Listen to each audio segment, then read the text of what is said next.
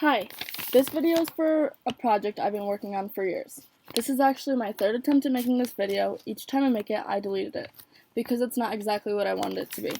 It's difficult to make a video about me, about my struggle with mental illness, so this is going to be my final attempt. My name is Tricity, and I am giving mental illness a face. I am 17 and a senior at Galway High School. I am doing this video for my Girl Scout Gold Award. I have been a Girl Scout since I was in kindergarten.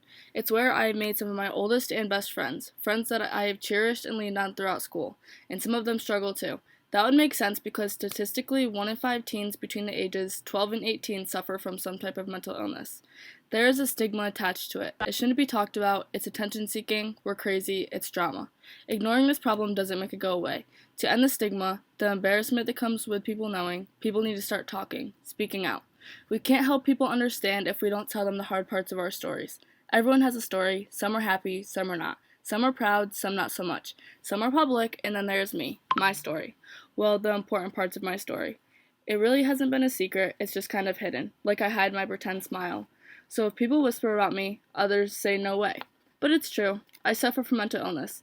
My childhood was pretty normal, my parents split when I was young, but I have 2 loving families, my grades have been pretty good, not great, just okay.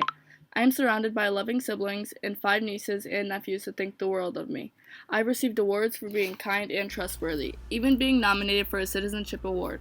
I've been a 2-season athlete for much of my life, basically the kind of kid that everyone likes.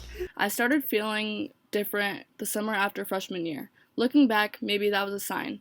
I had been leading up to it most of the summer, maybe even longer, maybe a year, maybe my whole life. I'm just not sure. But that summer, it became noticeable. I was avoiding everyone, not hanging out, spending lots of time alone. It felt like I woke up one day and something was different. I couldn't get out of bed. It was a sadness, a chest-crushing sadness. A struggle to catch my breath. My whole body hurts. It's like I'm sick, but not your kind of sick. It's not like a fever or an upset stomach. It's a nervousness, a panic, a fear. But the fear is often of the unknown. I do not usually know what is making me feel this way in the moment, so I can't explain why. I just can put my finger on the exact reason. But here it is, and to me it's very real, so I stay in bed. Being a teenager in high school is already so hard. 4 years of trying to find yourself, picking friends, where you fit in, what you're going to do today. Making tough decisions about what you are going to do for the rest of your life. Honestly, I don't even know who I'm going to sit with at lunch today. I started to question my every thought, my decisions, my ideas. The happiness was sucked out of me. Things that had always seemed okay and normal now seemed irrational. I cared what everyone thought, and some days I think they all had looked at me with the judging eyes. I already struggled through school, being diagnosed young with ADHD, having to have extra supports in school already made me a target of ridicule. Or so I think. The summer excitement to return to school quickly turns to dread. The looming feeling of loneliness quickly takes over every good emotion I have. That first moment that I can barely remember was the start of a long, vicious cycle. My ticket on a long, emotional roller coaster. I was feeling lonely and wanted to get back into my routine, but how could I go back to school? I was not ready to face the new year. I remind myself my fear isn't real, but it just feels so real. And when one fear passes, another one comes, and another. It doesn't just stop, there's always another. I do not want to go back. I look for an escape. I beg to switch schools, to homeschool, to quit. I refuse to go many days. I refuse to get out of bed. These mornings, Mom and I argue. She fights my depression with every ounce of her energy. She fights to make me move. She fights to make me smile. She fights to make me live. My anxiety is exhausting, Mom. She can't fix it, and it's taking a toll on her. But friends, school, grades, teachers, people, I'm not ready to people. Really, the whole world outside of the comfort of my cozy, warm bed seems like such a bother. And when you want to stop getting out of bed, life just becomes a challenge. How do you keep friends when you can't leave your house to hang out with them? How do you keep your grades up when you can barely go to school? I needed to pull it together. There have been defining moments too. Moments where I either share my struggle or look like an awful person. That has proved to be balancing act through these last few years. In 10th grade, I wanted to make varsity soccer so bad. It's hard work. There's a lot of running. I hate running, but I try out. I literally run until I vomit, but the hard work pays off. The desire and determination to make the team temporarily distracts me from the inevitable. My hard work pays off and I make the team. I love it. I hate it. Like everything in my life these days, I love it, but I hate it. And like everything else, I'm not sure why, but it becomes a struggle to go. But there are a whole team of people depending on me to show up. A whole team. Friends. So I stick it out. And it's hard. I finish the season. It's weird. When I'm in a game, I love it. But getting there is a struggle. I finished the year with support of some great girls that understand or support my struggle. But that's that. And so that ends my career as a soccer player. I do not want to go back next year, but now this adds to my anxiety of joining things. One, because I realize I want to do nothing, and two, when I can be convinced to try new things, I start strong, but then I want to quit. Quitting becomes my new thing. Quitting things give me anxiety, so why bother to start? But looking back, maybe that was a sign. It's a struggle to find a balance between my warm, comfy bed and school. Well, not just school, really life. But since I'm in school most of the day, I'll just focus there for today's purpose. Some days, Mom wakes me up and I yell at her. I tell her I won't go. More fighting, more yelling, more crying. But I don't go. She can't make me. This becomes a regular fight. You see, it's like being held hostage in your own head. Mom learns to bargain with me. She bargains to get me out of bed, out of the house, out of the car. Every next step becomes the focus when I feel anxious. These deals she makes to me become very necessary for me to function. My fears always involve what's next, and after that, and then after that. There's no more living in the moment. I don't live that way anymore. Everything's preparing me for the next moment. So Mom always finds something good for me to look forward to. She is always giving me a new focus, but now I know I can bargain my way through my day. And Mom will agree to most things to keep me moving forward. She gets me where I need to be. Mom constant stresses me to keep me moving becomes evident. She starts doing some research and realizes that she needs to call my doctor. This starts a series of unwanted doctor's appointments. Can you imagine all she had to do to get me there? And just like that, I have a label. I suffer from depression and severe anxiety. We talk medication. Boy, I hate medications. It's hard for me to agree to this one. Addicts take pills and become addicts. The medications don't help and they will up the dose. Once, then twice, then enough to lose count. My moods are hitting at an all-time low, but the lows are really low. I start seeing counselors. I like the counselors, but how do you pour your heart out to a complete stranger? How can you just trust a stranger with your deepest, darkest secrets? Do I even have deep, dark secrets? Eventually, I go through 3 counselors and refuse to go. I quit. Refuse to go. Besides, I only tell them what they want to hear. I really can't find the words to explain how I feel, so it's easier just to pretend I'm okay. My mind hurts just trying to think about it. My heart hurts because I feel so alone. I physically hurt. But I have no visible signs of illness, or at least no signs you will recognize. But I promise you, my mom can walk in a room and she feels my anxiety like a ton of bricks on her chest. I remember back in 6th grade, I would go to the nurse's office every single day at the end of lunch.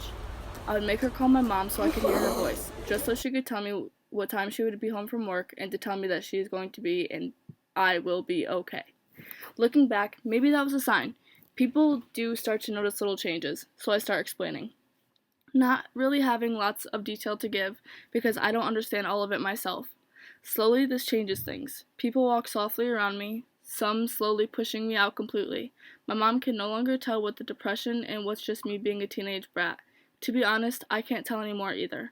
My mom doesn't know how to parent a child with depression, but she's doing the best she can, and boy, I don't make it easy on her.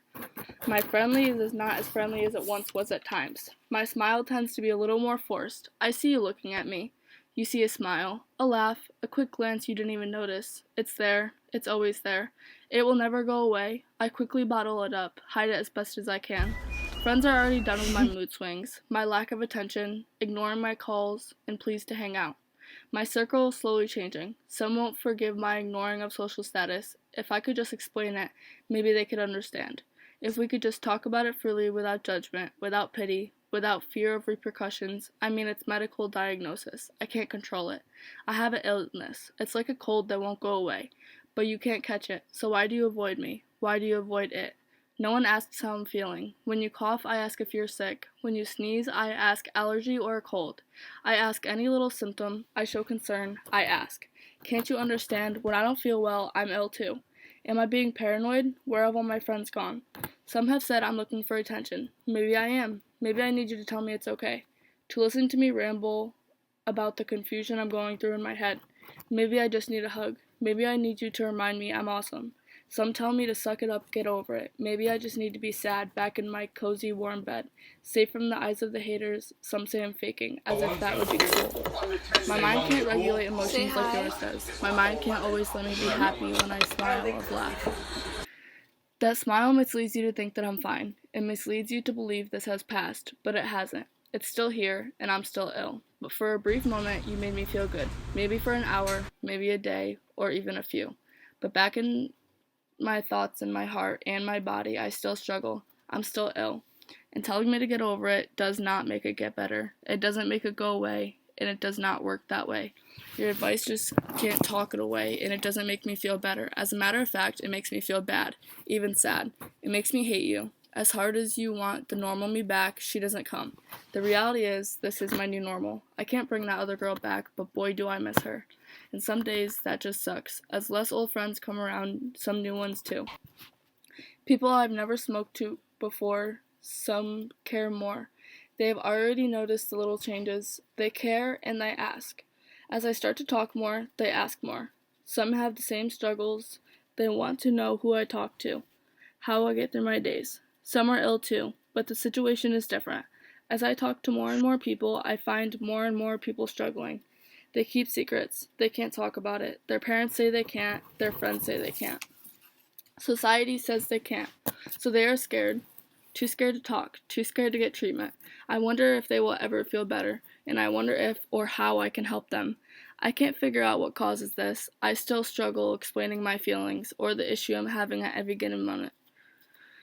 Some days I can talk through the anxiety, and others I just can't go on. I just need to be done. My brain hurts, and I just need to be back in the comfort of my bed. My bed gives me refuge on my worst days, and my anxiety drags me back there often. Some days I wondered how I would get to graduation, and here I am, months away. I have been accepted to college, and although I am nervous about those struggles, I am excited to see the new start. So let me be clear, let me be candid. When society starts talking about mental illness, it is usually in the aftermath of a tragedy. School shootings, social media threats, suicide. As a society, we tend to be reactive versus proactive. This needs to be addressed. Talk. Just talk. To anyone, to everyone. A parent, a friend, a teacher, a principal, a coach. In the aftermath, we hear everyone say they didn't know. At a meeting with my teachers, they say they didn't know when I was told I was struggling. Rightfully so, I didn't tell them. No one told them. There is no school protocol that requires any teacher to know that I am struggling with life. They don't have to know about my official diagnosis because it does not affect my learning. But shouldn't they know? I have signs, repetitive things I do every day. It's just my reality, and I need others to understand my truth.